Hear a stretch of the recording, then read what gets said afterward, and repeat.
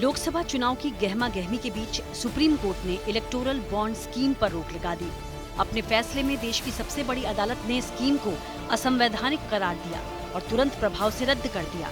सियासी पार्टियों को मिलने वाले चंदे में पारदर्शिता लाने के मकसद से जनवरी 2018 में इस स्कीम की घोषणा की गई थी, मगर फैसले के खिलाफ कुछ लोग अदालत चले गए। मुख्य न्यायाधीश DY चंद्रचूड़ की अगुवाई वाली 5 जजों की बेंच ने इन्हीं याचिकाओं पर ये फैसला सुनाया है। हमारे साथ याचिकाकर्ता वरुण ठाकुर हैं। वरुण जी, पहली प्रतिक्रिया क्या है आपके इस पे? सर, ये एक ऐतिहासिक फैसला है और इस ऐतिहासिक फैसला जो सुप्रीम कोर्ट ने दिया है इसको हम सैल्यूट करते हैं। और जिस तरीके से एक डेमोक्रेसी में एक मील का पत्थर साबित हुआ है ये जजमेंट, क्योंकि जो इलेक्टोरल बॉन्ड स्कीम थी ये राइट टू नो के अधिकारों का हनन करती थी। 2018 में जब इलेक्टोरल बॉन्ड की शुरुआत हुई तो इसका अधिकार भारतीय स्टेट बैंक की चुनिंदा शाखाओं को दिया गया, जहां से देश का कोई भी नागरिक या कंपनी इलेक्टोरल बॉन्ड खरीद सकता था और अपनी पसंद के किसी भी राजनीतिक दल को दान कर सकता था।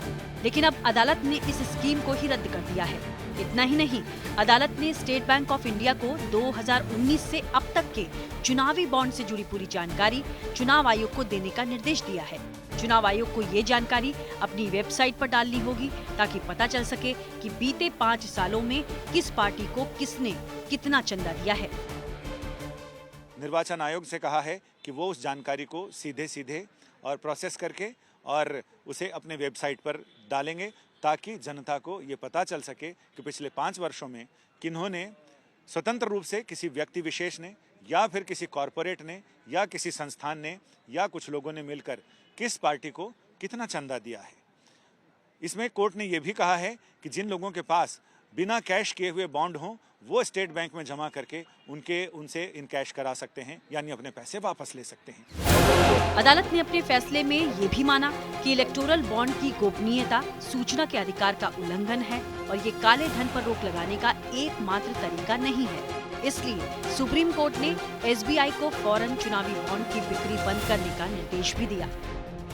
बिल्कुल कहा है कि काला धन रोकने की एक प्राथमिक जिम्मेदारी है कोर्ट की, सरकार की, मगर उसका तरीका दूसरा होना चाहिए। ये जो तरीका था ये गलत तरीका था। जो नॉर्मल वोटर्स का, जो जनता का जो राइट टू नो का अधिकार है उसका डायरेक्ट हनन हो रहा था। असर क्या होगा? अब ये कहा है कि SBI क्या जो बॉन्ड अभी तक बेच चुकी है या कैश नहीं हुए तो उसका क्या असर होगा या अब बेच नहीं सकती? उसमें सुप्रीम कोर्ट ने स्पेसिफिक डायरेक्शन दिया है कि जो SBI ने जो बॉन्ड इन कैश नहीं हुए हैं उन जिन्होंने परचेज किया था उनकी मनी रिटर्न की जाए। अदालत का ये फैसला लोकसभा चुनाव से ठीक पहले आया है। ऐसे में ये भी जान लीजिए कि बीते 6 सालों में किस पार्टी को सबसे ज्यादा चंदा चुनावी बॉन्ड के जरिए मिला है। साल 2018 से अब तक इलेक्टोरल बॉन्ड के जरिए सबसे ज्यादा चंदा सत्ताधारी BJP को मिला है। उसे 6 साल में चुनावी बॉन्ड से 6,566 करोड़ की चुनावी फंडिंग हुई, जबकि कांग्रेस को 1,123 करोड़ का चुनावी चंदा मिला। वहीं इस फेहरिस्त में तीसरे नंबर पर ममता बनर्जी की पार्टी TMC है, जिसे बीते 6 सालों में 1,092 करोड़ का चुनावी चंदा हासिल हुआ। चौथे नंबर पर BJD है, जिसे 774 करोड़ और 5वें नंबर पर DMK है, जिसे 616 करोड़ की चुनावी फंडिंग हुई है। इलेक्टोरल बॉन्ड के विरोध और समर्थन में सियासी दलों के अपने अपने तर्क हैं, लेकिन अब इस अदालती फैसले से लंबी चली इस बहस पर विराम लग गया है। वीडियो पसंद आया तो हमें लाइक, कमेंट, शेयर और सब्सक्राइब जरूर करें।